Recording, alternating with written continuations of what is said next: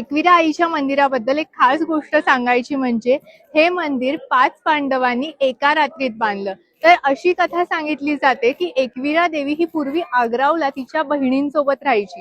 तिथे 7 बहिणी एकत्र राहायच्या। त्याची मोठी बहीण शीतळा देवी होती, परंतु त्या 7 बहिणींमध्ये एकविरा देवी सर्वात धाकटी होती, त्यामुळे तिला तितका मान मिळत नव्हता। तिने आपली ही नाराजी तिच्या मोठ्या बहिणीकडे म्हणजे शीतळा देवीकडे व्यक्त केली।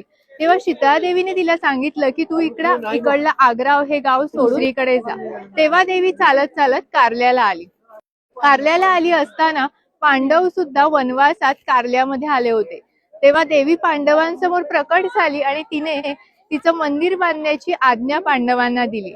तेव्हा पांडवांनी एका रात्रीत देवीचं मंदिर बांधलं, परंतु एका रात्रीत देवीचं मंदिर बांधणं शक्य नव्हतं, म्हणून पांडवांनी मोठी तपश्चर्या करून 7 रात्रींची 1 रात्र केली आणि हे मंदिर बांधलं।